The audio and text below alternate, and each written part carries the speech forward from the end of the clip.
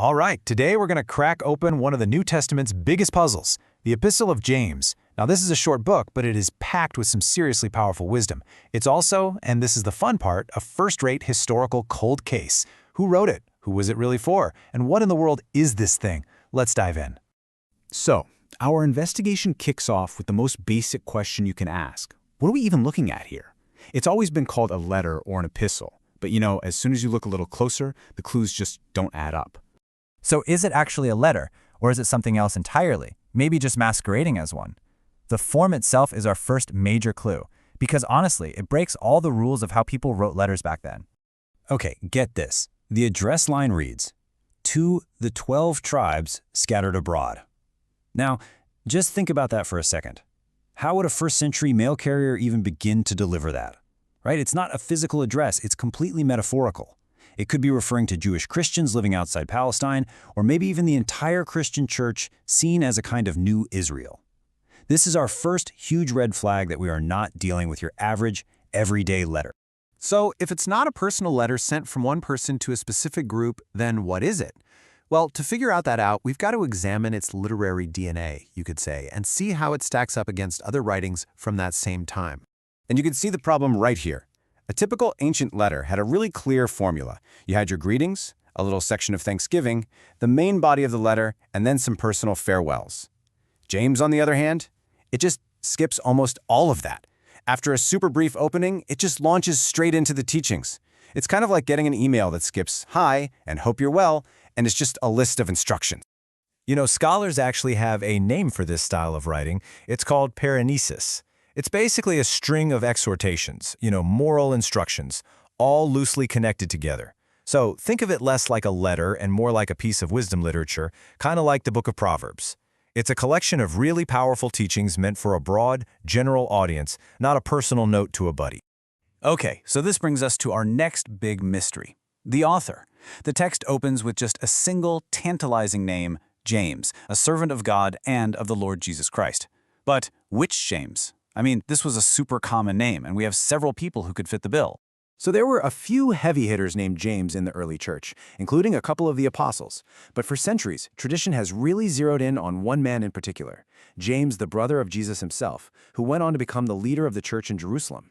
He was known as James the Just, and he was a hugely influential figure.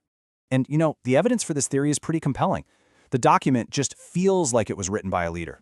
The tone is so authoritative, so direct. Plus, its laser focus on issues that were relevant to Jewish Christians.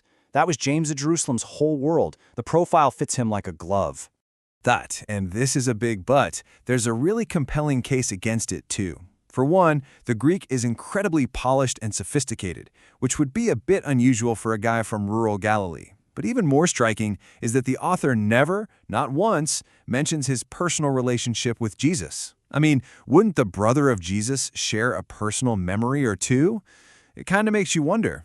What this whole debate shows us is this really crucial tension in the early church. Was authority based on who you knew or on the power of your message? A lot of scholars think this was actually written later, by a skilled teacher writing under the very revered name of James. The case, my friends, is still very much open.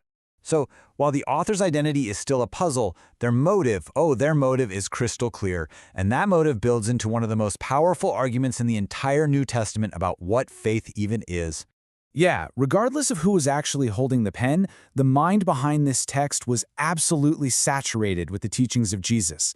The book is just filled with echoes and direct parallels to Jesus' Sermon on the Mount, which you can find in the Gospel of Matthew. It's almost like the author is taking the core ethics of Jesus and turning them into a practical how-to guide for daily life. And you can see just how deep this connection runs. Be joyful in trials, ask from God, be doers of the word. Again and again, the author of James is directly channeling the teachings of Jesus. It just goes to show how central those words were to the early church. This all builds up to the book's most famous and maybe its most challenging declaration. This is the thesis statement for the whole shebang.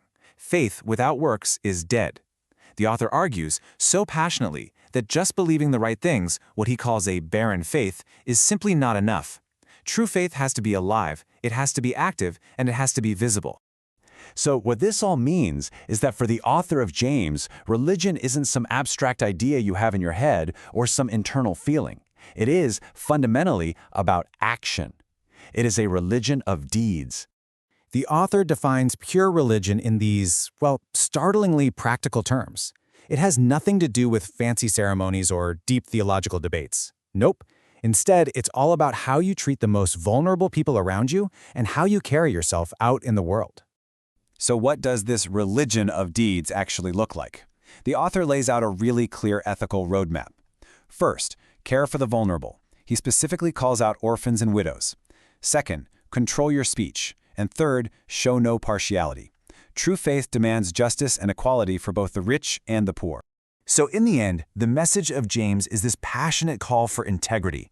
It's a challenge, to them back then and to us right now, to close the gap between what we say we believe and how we actually live our lives. It really is a timeless guide to an authentic, lived-out faith. And that leaves us with one final, kind of provocative thought. We've investigated the form, the author, the message, but in the end, maybe the identity of James isn't the most important piece of the puzzle. Maybe the enduring power of this book is that its wisdom speaks for itself. Does a true message really need a famous signature on it to be valid? That's something worth thinking about.